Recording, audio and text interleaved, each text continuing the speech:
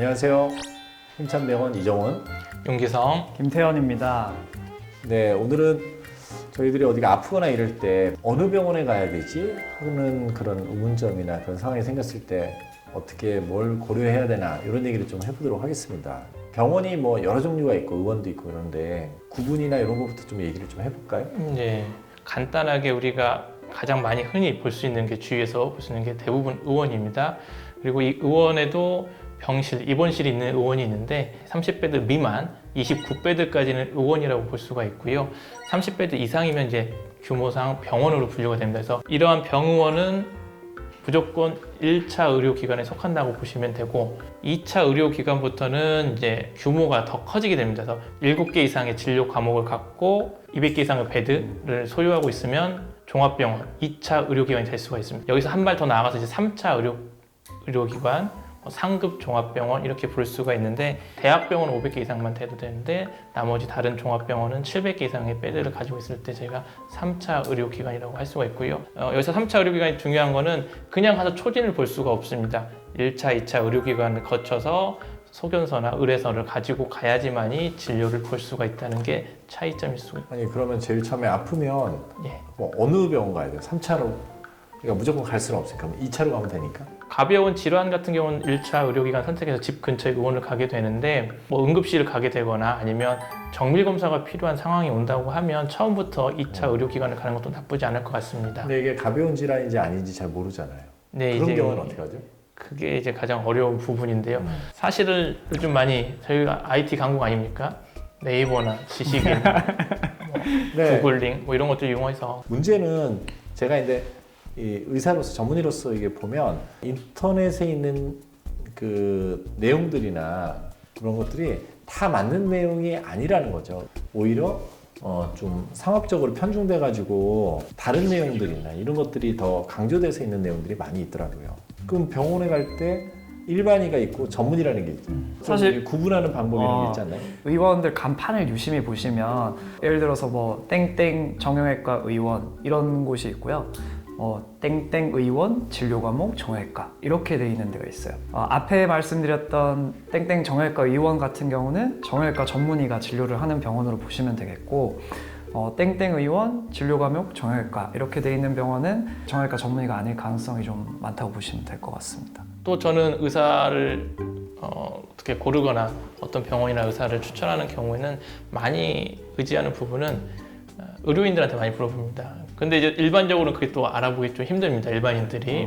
알기 힘들죠. 예, 알기 힘들다. 그럴 경우 또 하나 도움될 수 있는 게 저는 학술 활동 여부인 것 같습니다. 뭐 논문을 쓴다든지 아니면 학회에 참석한다든지 연자로서 강연 이런 데 나가서 연설을 하신다든지 하시는 분들이라면 조금 더 최신의 내지는 계속해서 연구하고 공부를 하신다는 얘기이기 때문에 그런 것들도 어떻게 보면 하나의 좋은 의사를 판별하는 데 도움이 되는 방법이 아닐까 싶은 생각이 듭니다. 또 하나 도움될 만한 그런 방법이라고 생각이 드는 게 고관절 환우회 이런 카페가 있더라고요. 그래서 그걸 통해서 어느 대학병원에 가면은 언제 수술이 가능하다든지 뭐 수술 후에 경과가 이런데 내가 정상인지 뭐 이런 걸 서로 이렇게 대화를 막 하시기도 하고 제 출신 이제 대학병원 교수님 중에 이제 손 수부 보시는 교수님이 계신데 그 교수님 같은 경우는 이제 수부 관련된 카페를 또 직접 운영을 하시더라고요. 그래서 궁금한 걸 물어본다든지 혹은 수술 후 상태에 대해서도 물어본다든지 그런 거를 또 하시는 경우가 있고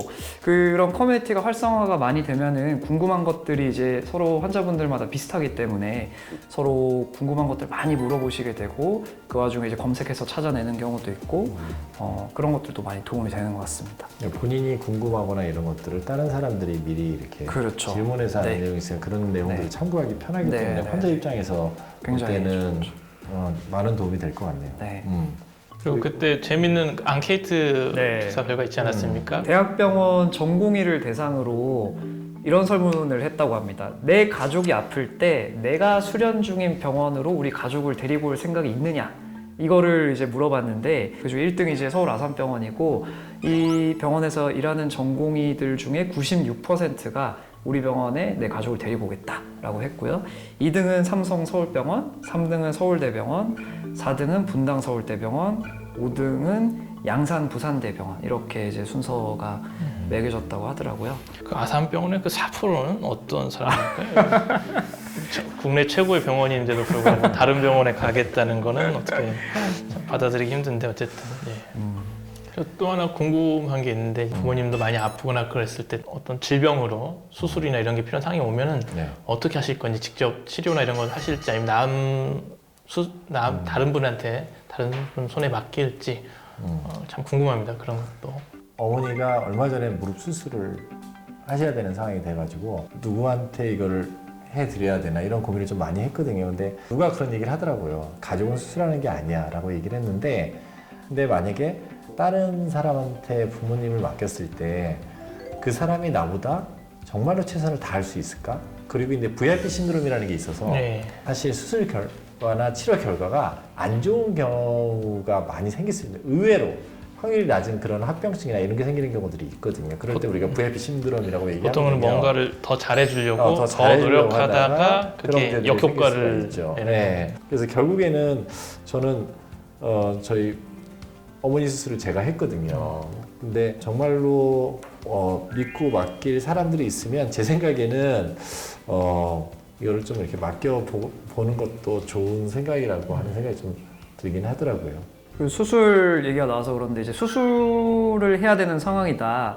그러면 이제 어떤 병원을 고를지가 고민이 많이 되시잖아요. 그래서 개인적으로는 많이 하는 병원이 제일 뭐라 해야 되지? 합병증이 생겼을 때도 대처를 잘 하고 이 의사 선생님을 보고 가는 거지만 의사 한 명이 모든 수술을 다 치료할 수 있고 이런 건 아니거든요. 결국에는 이 병원에 있는 팀이 같이 움직이면서 협력을 하는 거기 때문에 그런 케이스들이 많은 병원을 가시는 게 제일 좋지 않나 이 생각이 많이 듭니다. 제가 이제 의사 생활하면서 수술을 많이 하다 보니까 경험이 많이 쌓이고 케이스가 많이 쌓이면 그걸로 인해서 노하우가 생기고 훨씬 더 수술을 잘할 수 있고 결과를 제일 얻어내는 데는 중요한 거라고 생각이 듭니다. 저희가 병원을 어떻게 선택하냐, 어떤 의사를 선택하느냐에 대해서 오늘 좀 얘기를 많이 해봤는데 본인이 어떤 치료를 해야 되는 거에 상황에 맞는 그런 병원과 의사분을 선택하셔서 치료를 받는 게 중요하다고 생각이 듭니다. 그런 거에 대해서는 좀 더 이제 다른 사람들에 대한 얘기도 들어보고 아까 얘기했지만 인터넷 같은 데서도 참고를 하시고 의사를 선택할 때, 병원을 선택할 때 그런 팁 같은 것들을 좀 생각해 보시는 게 좋으실 것 같습니다. 오늘 영상이 마음에 드셨다면 구독, 좋아요. 알림 설정 부탁드립니다.